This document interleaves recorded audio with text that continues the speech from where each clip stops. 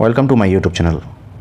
আজকের একটি বিশেষ খবর, ত্রিপুরার সরকারি কর্মচারীরা সরকারের দিকে তাকিয়ে আছে বকেয়া মহার্ঘ ভাতা নিয়ে। যেহেতু কিছুদিন পরেই বাজেট অধিবেশন, সেই অধিবেশনে অর্থমন্ত্রী প্রণজিৎ সিংহ রায় এবং মুখ্যমন্ত্রী তারা কী সিদ্ধান্ত নেন সেই বিষয়ে সবাই তাকিয়ে রয়েছেন। তো বাজেট নিয়ে একটি গুরুত্বপূর্ণ খবর আমাদের সামনে এসেছে, দেখা যাক কী লেখা রয়েছে। বাজেটের আগে বৈঠকে মন্ত্রী সুশান্ত প্রণজিৎ। আসছে বিস্তারিত খবরে। আসন্ন বাজেট অধিবেশনকে সামনে রেখে রাজ্যের প্রশাসনিক তৎপরতা নতুন মাত্রা পেয়েছে।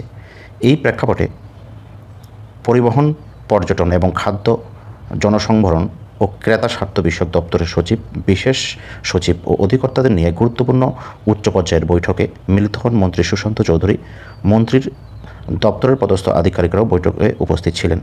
আসন্ন অর্থবর্ষের বাজেটকে জনমুখী এবং উন্নয়নমুখী করে তোলার লক্ষ্যে বিভিন্ন দপ্তর অগ্রাধিকারমূলক প্রকল্প, চলমান কর্মসূচির অগ্রগতি এবং নতুন পরিকল্পনা গ্রহণ নিয়ে বিস্তারিত আলোচনা হয়। বৈঠকে পরিবহন খাতের আধুনিকীকরণকে বিশেষ গুরুত্ব দেওয়া হয়েছে। সূত্রের খবর, আগামী বাজেটে রাজ্য সড়ক পরিবহন ব্যবস্থার উন্নয়ন, নতুন বাস সংযোগ, পুরনো যানবাহনের সংস্কার এবং প্রত্যন্ত এলাকায় গণপরিবহন পরিষেবা সম্প্রসারণের মতো পদক্ষেপ থাকতে পারে। পাশাপাশি ডিজিটাল টিকিটিং ব্যবস্থা চালু বা সম্প্রসারণ, সড়ক নিরাপত্তা জোরদার এবং শিক্ষার্থী, প্রবীণ নাগরিকদের, বিশেষ চাহিদা সম্পন্ন ব্যক্তিদের জন্য ভাড়া ছাড়ের বিষয়ও বিবেচনাধীন রয়েছে। এর ফলে সাধারণ মানুষের যাতায়াতও আরও সহজ এবং সাশ্রয়ী হবে বলেই আশা করা হচ্ছে।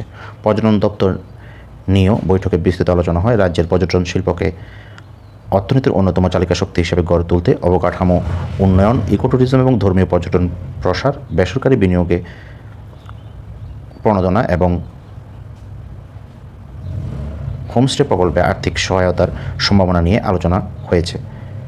স্থানীয় যুবকদের কর্মসংস্থান বাড়াতে পর্যটন ভিত্তিক প্রশিক্ষণ, নতুন প্রকল্প গ্রহণের বিষয়টিও গুরুত্ব পেতে পারে। পাশাপাশি পর্যটকদের নিরাপত্তা, তথ্যকেন্দ্রের স্থাপন এবং অনলাইন পরিষেবা আধুনিকীকরণের দিকেও নজর দেওয়া হচ্ছে। খাদ্য সংভরণ ও ক্রেতা স্বাস্থ্য দপ্তরের ক্ষেত্রে সাধারণত মানুষের নিত্য প্রয়োজনীয় সামগ্রী সরবরাহ ও মূল্য নিয়ন্ত্রণকে অগ্রাধিকার দেওয়া হয়েছে। বাজেটে রেশন ব্যবস্থাকে আরও স্বচ্ছ এবং ডিজিটাল করা, ন্যায্য মূল্যের দোকানের পরিকাঠামো উন্নয়ন, ভেজাল বিরোধী অভিযান জোরদার এবং মূল্যবৃদ্ধি রুখতে বিশেষ নজরদারি ব্যবস্থার প্রস্তাব থাকতে পারে। নিম্ন আয়ের পরিবারগুলির জন্য অতিরিক্ত ভর্তুকি বা বিশেষ সহায়তা প্রকল্পের বিষয়েও ইতিবাচক আলোচনা হয়েছে বলে জানা গেছে। বৈঠকে মন্ত্রী সুশান্ত চৌধুরী সংশ্লিষ্ট আধিকারিকদের জনস্বার্থকে সর্বোচ্চ অগ্রাধিকার দিয়ে সুস্পষ্ট এবং কার্যকর প্রস্তাব চূড়ান্ত করার নির্দেশ দেন। তিনি উন্নয়নের ধারাকে আরও গতিশীল করার পাশাপাশি সাধারণ মানুষের জীবন যাত্রাকে সহজ এবং সুরক্ষিত ও সাশ্রয়ী করে তোলার উপর জোর দেন। সব মিলিয়ে আসন্ন বাজেট অধিবেশনকে কেন্দ্র করে সরকারের প্রস্তুতি যে জোর কদমে এগোচ্ছে তা একদিনের বৈঠকে স্পষ্ট হয়েছে। এখন সাধারণ মানুষের নজর আগামী বাজেট ঘোষণার দিকে, যেখানে উন্নয়ন, স্বচ্ছতা এবং জনকল্যাণের বাস্তব প্রতিফলন দেখার প্রত্যাশা রয়েছে।